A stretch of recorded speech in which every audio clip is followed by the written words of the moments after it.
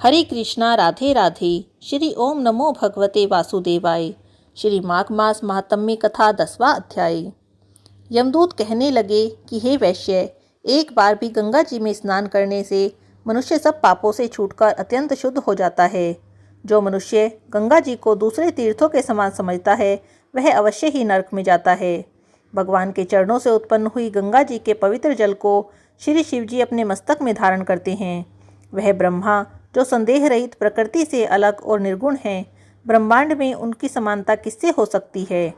गंगा जी का नाम हजारों योजन दूर से ही लेने वाला नरक में नहीं जाता, इसीलिए मनुष्य को अवश्यमेव गंगा जी में स्नान करना चाहिए। हे वैश्य, जो ब्राह्मण दान लेने का अधिकारी होकर भी दान नहीं लेता, वह आकाश के नक्षत्रों में चंद्रमा के समान है। जो कीचड़ से गौ को निकालता है, जो रोगी की रक्षा करता है, जो गौशाला में मरता है, वह आकाश में तारा होता है।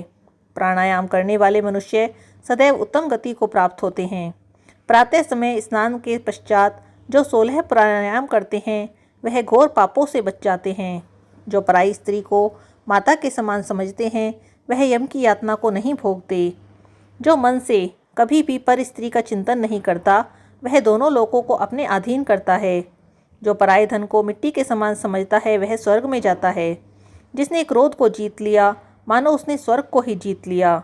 जो माता पिता की सेवा देवता तुल्य करता है वह यम द्वार नहीं देखता, और जो गुरु की सेवा करते हैं वह ब्रह्मलोक को प्राप्त होते हैं। शील की रक्षा करने वाली स्त्री धन्य है। शील भंग करने वाली स्त्री यमलोक जाती है।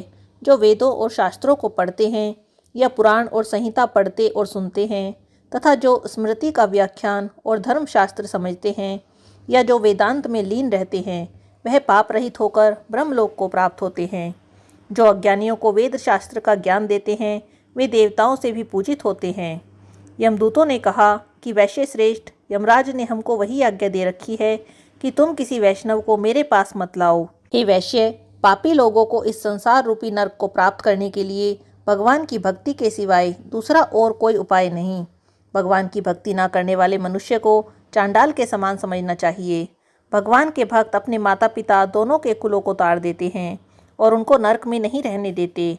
और जो मनुष्य वैष्णव का भोजन करते हैं वे भी भगवान की कृपा से श्रेष्ठ गति को प्राप्त होते हैं। बुद्धिमान को सदैव वैष्णव का अन्न खाना चाहिए, इससे बुद्धि पवित्र होकर मनुष्य पाप नहीं करता।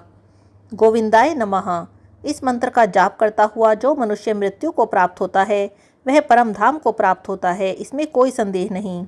जो ओम नमो भगवते वासुदेवाय नमो नारायण इस द्वादक्षर मंत्र का ओम अष्टाक्षर मंत्र का जाप करता है उसके ब्रह्म इत्यादि बड़े पाप नष्ट हो जाते हैं।